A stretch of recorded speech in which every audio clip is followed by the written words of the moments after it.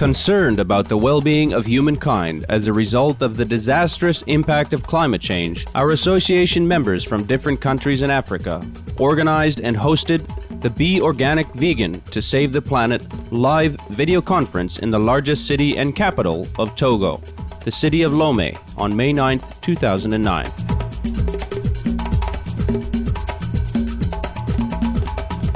Supreme Master Ching graciously accepted the invitation to be the guest of honor and shared her insights on the issue. Approximately 2,000 participants from all walks of life attended the conference, including important personages such as Mr. Ahume Silegoji, Secretary to the Presidency, Mr. Leandre Gebenyeji, representative of the Mayor of Lomé, Mr. Kwabena Owusuk Akimpong, Deputy Minister of Tourism from Ghana, Thomas Tuk, representative of the Cameroon community, Dr. Kwasi Ofe Agyemong, the much-respected vegan naturopath, and Togo's famous singer, Vanessa Woro. The Be Organic Vegan to Save the Planet was broadcast live on Nana FM, Nostalgie, Sport FM in Togo, Hot FM in Ghana, and Tokpa FM in Benin. In appreciation of artistic contribution during the Be Organic Vegan to Save the Planet conference, Supreme Master Ching sends gifts to all performers. For their heartfelt performance, Supreme Master Ching sends her #1 international best-selling books, The Dogs in My Life, The Birds in My Life, and The Noble Wilds to the children.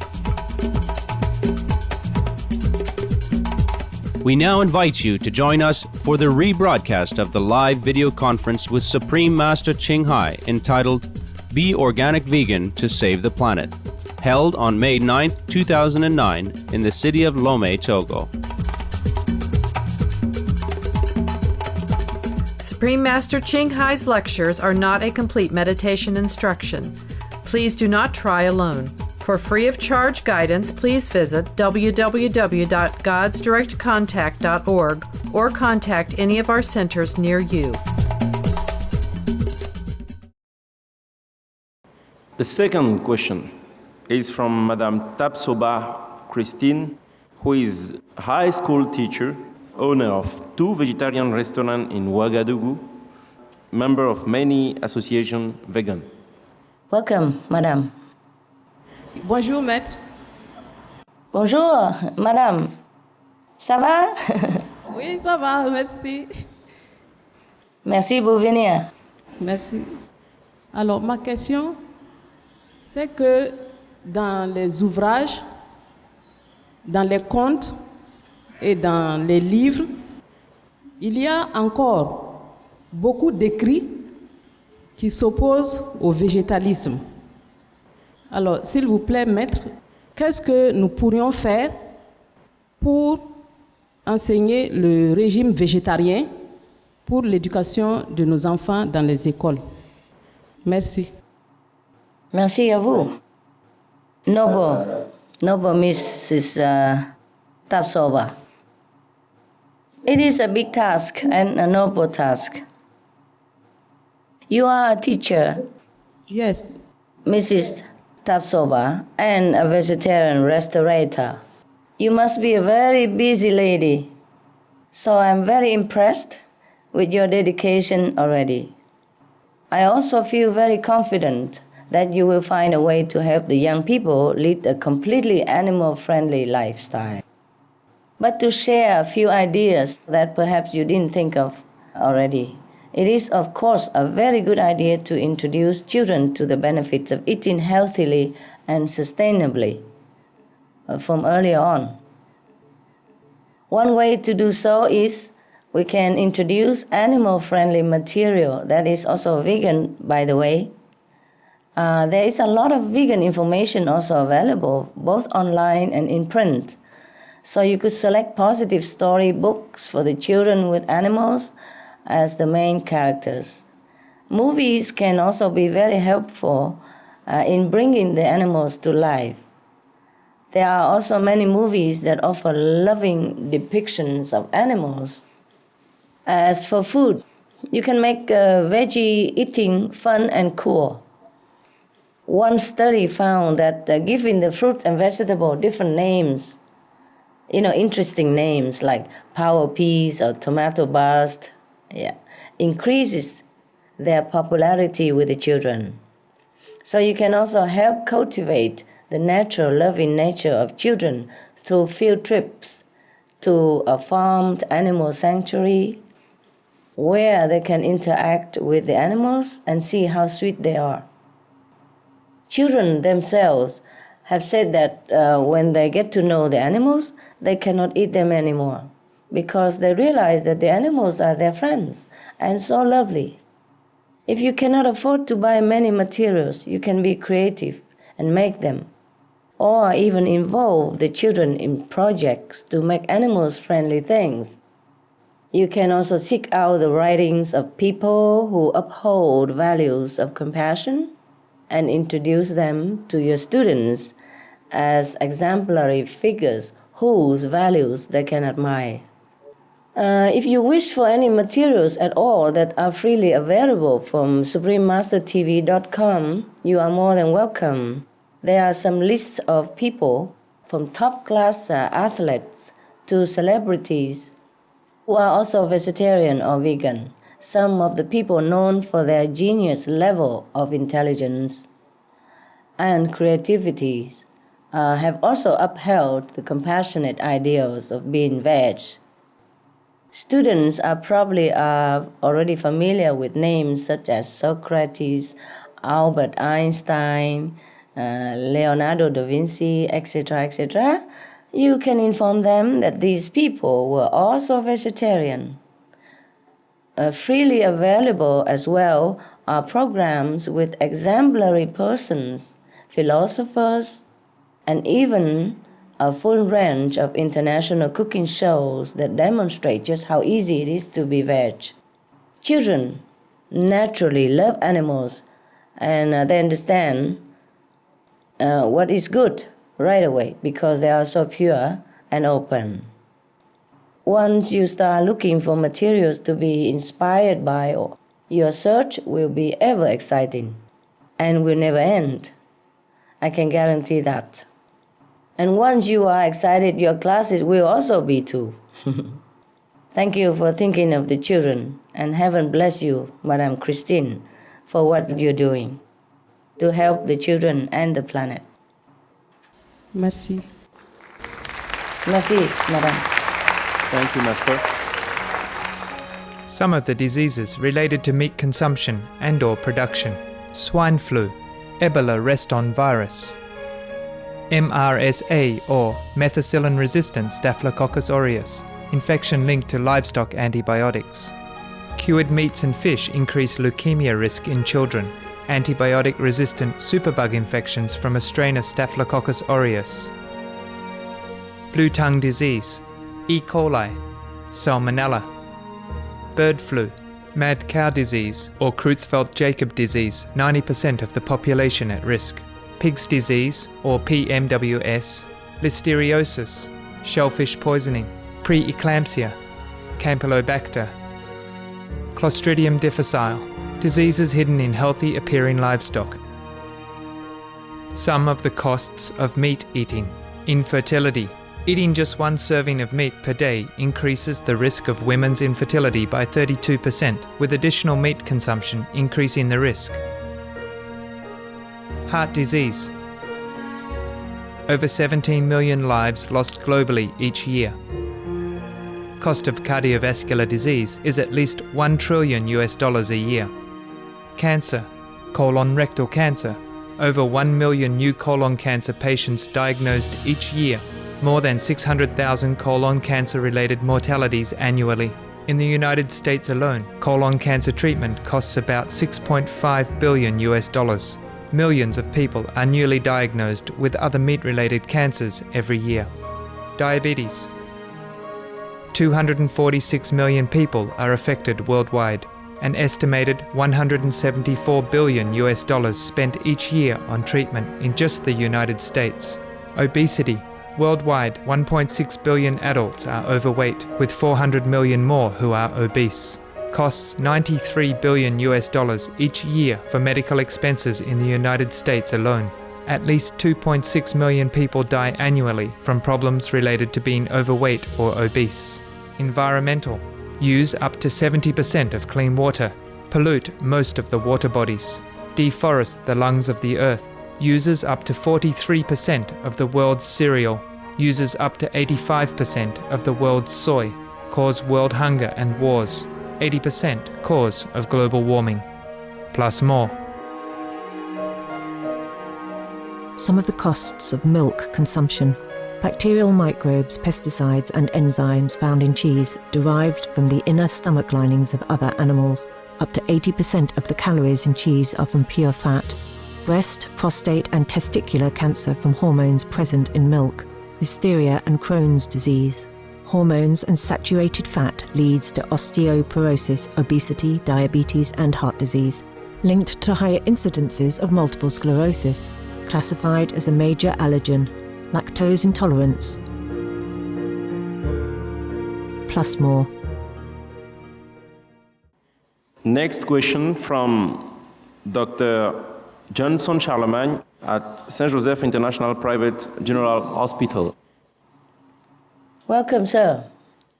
Merci beaucoup. Cher maître, tout d'abord, recevez mes chaleureuses salutations et félicitations pour le travail noble qui se fait. Vous imaginez que ma question aura un rapport avec ma profession. Vous n'êtes pas sans savoir que le paludisme, le sida et la tuberculose engendrent un fort taux de décès dans les populations d'Afrique. Pourriez-vous nous dire quels sont les avantages pour ces patients et pour la population en général d'un régime végétalien? Merci. Merci, Doctor. Dr. Johnson, I'm honored to speak with you. For the people that already suffer from disease, the vegan diet will help because it boosts immunity and does not contain toxins like meat. Scientific research has revealed that red meat actually contains a substance that attracts disease, such as the bacteria E. coli, which attacks the body and weakens the immune system. Whereas the veg diet helps the body become stronger in warding off diseases. So, changing to the vegan diet can help strengthen and stabilize any physical condition, doctor.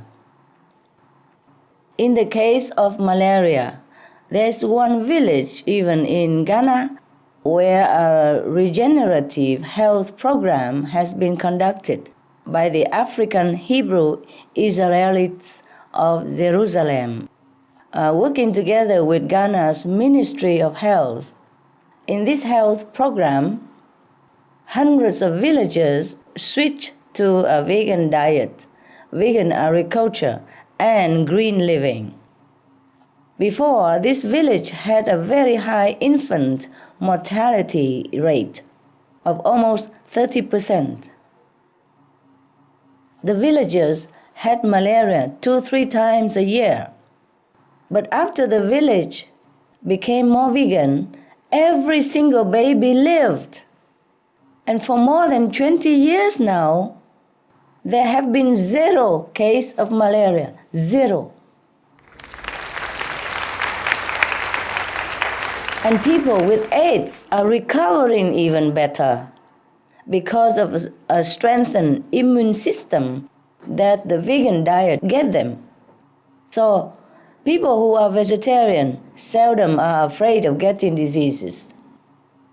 It is a double shield of protection, not only in physical senses, but also in an invisible spiritual sense. Please inform your patients about this. Thank you, Dr. Johnson. God bless you and your patients. Thank you, Master.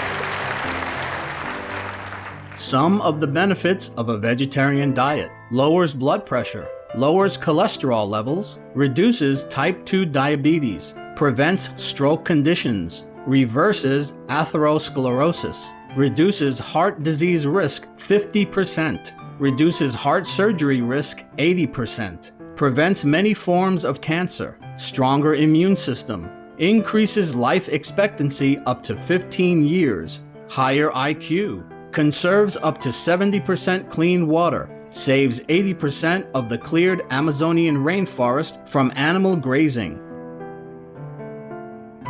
A solution for world hunger. Free up 3.4 billion hectares of land. Free up 760 million tons of grain every year, half the world's grain supply. Consumes 1/3 fossil fuels of those used for meat production. Reduces pollution from untreated animal waste. Maintains cleaner air. Saves 4.5 tons of emissions per U.S. household per year. Stop 80% of global warming, plus more. Save your life. Be veg. Go green. Next question from Mademoiselle Sampugdou Cécile. She is accountant at Observateur newspaper in Burkina Faso, vegetarian also. Bonsoir, maître. Merci pour tout ce Merci pour tout ce que vous faites pour nous. Merci pour tout ce que vous faites pour l'humanité. Je vous aime énormément. Ma question est, le sujet principal dans les informations aujourd'hui est la rapide propagation de la grippe porcine. Pourquoi voyons-nous tant de maladies que les hommes peuvent contacter des animaux? Avec la maladie de la vache folle, la grippe aviaire et en ce moment la grippe porcine, les animaux n'essaient-ils pas de nous envoyer avec amour le message que la consommation de la viande n'est pas bonne pour les hommes? C'est ça. C'est ça, mademoiselle. Yes, yes. It's like that. It's like what you said, mademoiselle. Indeed, you're right. The animals and the universe are giving a message. However, it's not that the animals even care about themselves so much, even though the conditions they endure and some of the diseases are already terrible for them. For the ones raised to go to the slaughterhouse, every day from their birth is a day of misery, never feeling the sun and being deprived of every natural instinct. But they just go through without complaint. Even to take the blame for the disease that is not their fault, is not their making. For example, the pigs who get this flu virus, did they want it? Did they create it? No, no. The conditions they are living in are deplorable and is the real cause of the flu.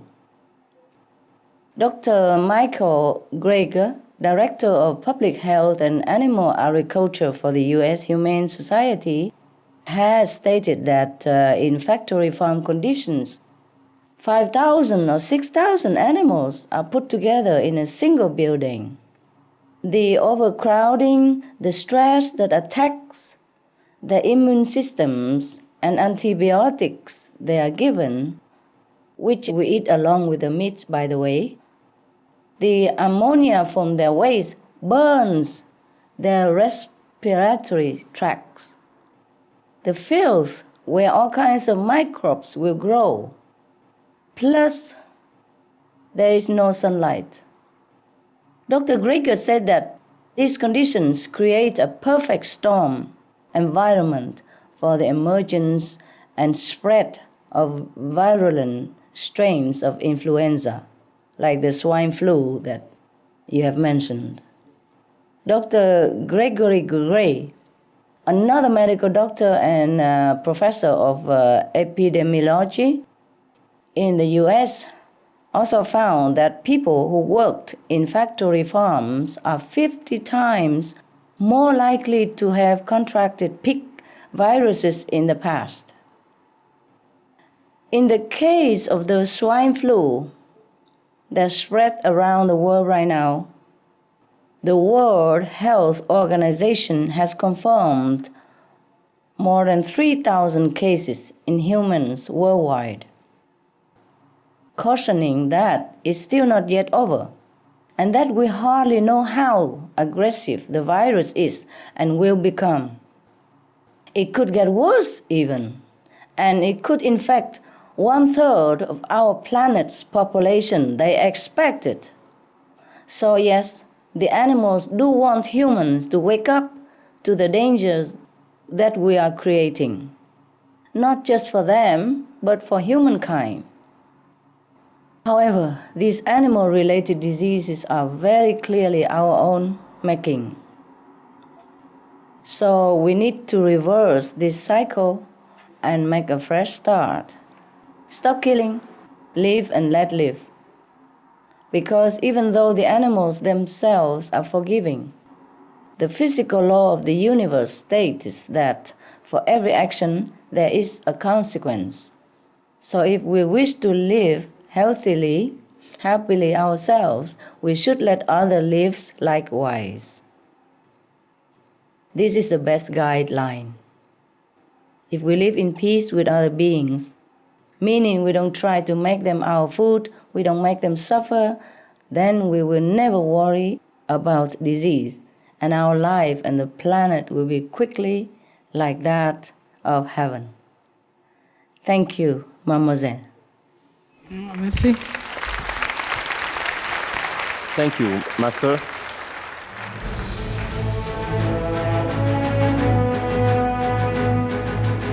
European Parliament supports reducing meat to lower greenhouse gases. Roll call vote. Vote is now open. Reduce your meat consumption or stop eating meat totally. During discussions on greenhouse gas reduction goals, the Climate Committee of the European Parliament officially recognized livestock's contribution to global warming and recommended a reduction of subsidies to the livestock industry to curb methane.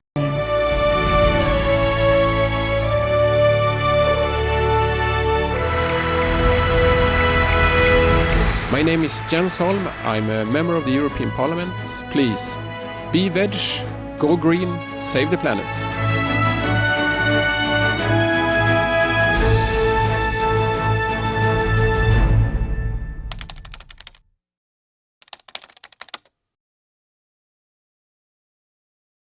May I ask the next question on behalf of former President of National Assembly and former Prime Minister of our country, Togo, Dr. Kodjo Agbeyomemesan.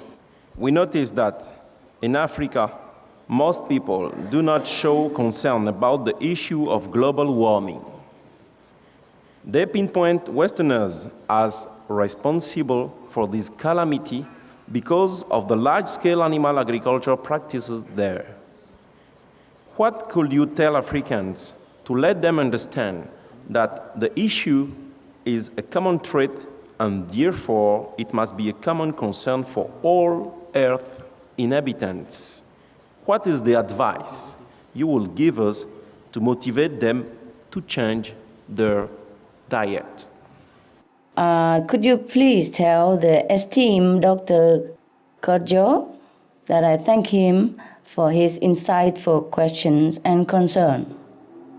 I'm very touched that he shared his thought with us and his support to send a question in the interest of his fellow citizens.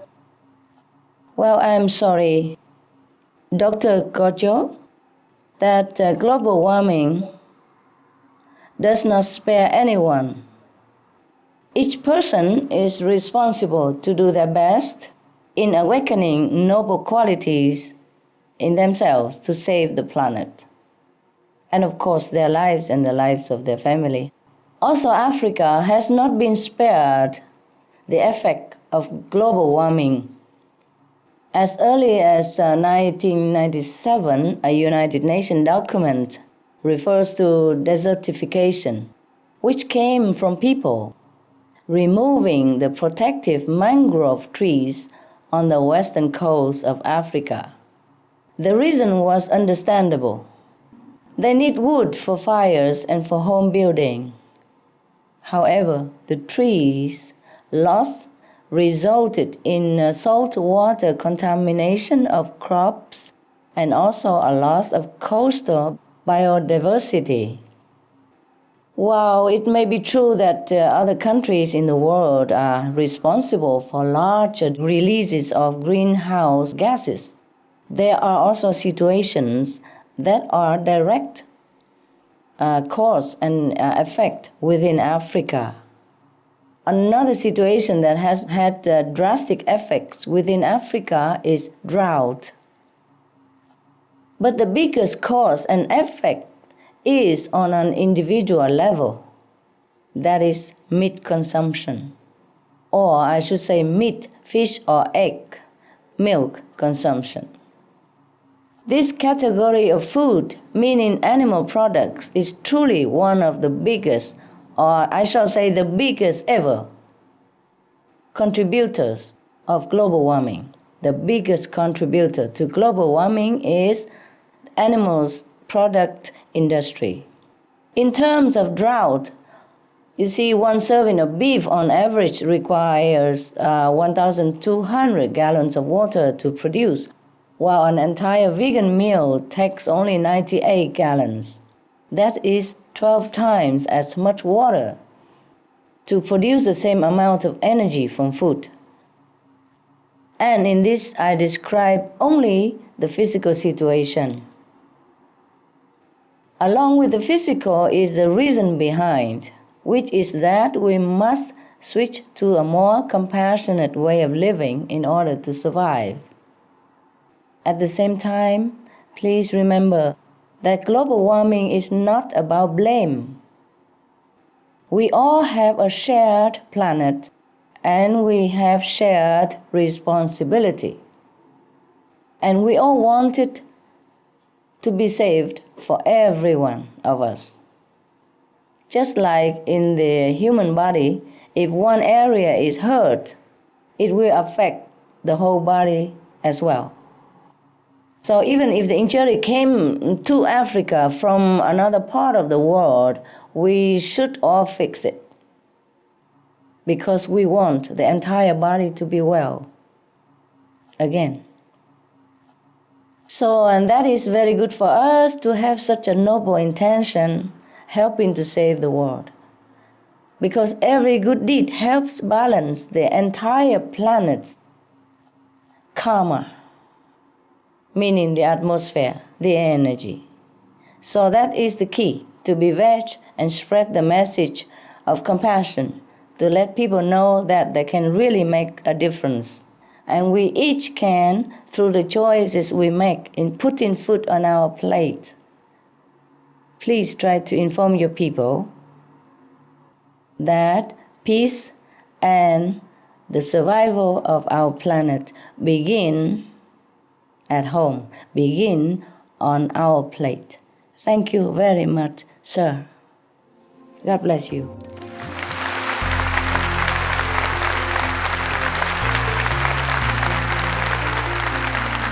Thank you, Master.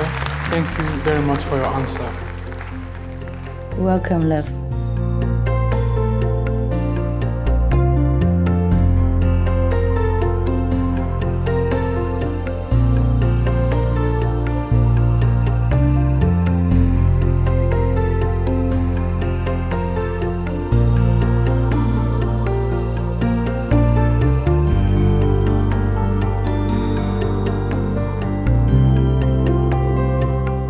C'est une conférence très instructive parce que ça traite d'une question d'actualité et très prominente. Voilà. Ça parle de la survie de la nature, de l'univers et puis des espèces, en l'occurrence l'espèce humaine, qui en pâtit aujourd'hui à cause de son exploitation abusive des autres espèces naturelles. Ceci vise en fait, au cours de cette conférence, à sensibiliser des gens sur la nécessité de préserver son environnement en ne consommant pas les espèces vivantes comme des animaux de la brousse, même des poissons par exemple. Voilà. C'est une solution que je vais trouver efficace sans doute parce que une fois qu'on devient végétarien, de facto, on ne consomme plus les espèces, les animaux, la viande et autres.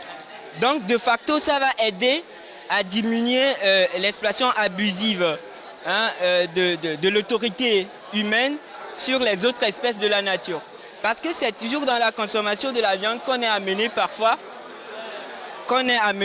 à utiliser certains combustibles, par exemple le feu. Parce que c'est avec la création du feu qu'on a eu l'idée de l'élevage. Et l'élevage devait nous procurer la viande. Donc une fois qu'on devient végétarien, c'est comme un retour vers la physiocratie. Donc c'est une bonne solution. Sincèrement, c'est une noble mission pour moi de le faire et d'être même motivé parce qu'il y a toutes les raisons pour l'être. Et puis je pense vraiment qu'il n'y a pas plus grand sacrifice quand il s'agit de préserver la nature, l'humanité. Puisque nous-mêmes, nous l'avons hérité de la part de ceux qui nous ont précédés. Donc c'est d'un noble devoir de pouvoir contribuer à préserver ça pour les générations futures.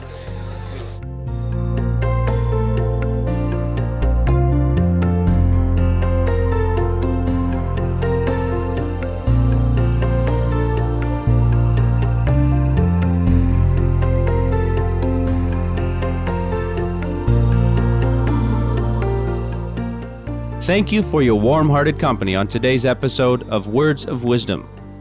Please join us again tomorrow for part 5 of Be Organic Vegan to Save the Planet. Now, please stay tuned to Supreme Master Television for Golden Age Technology, coming up next, right after noteworthy news. May your life be always graced by truth, beauty, and virtue. For more details, please visit www.suprememastertv.com/WOW.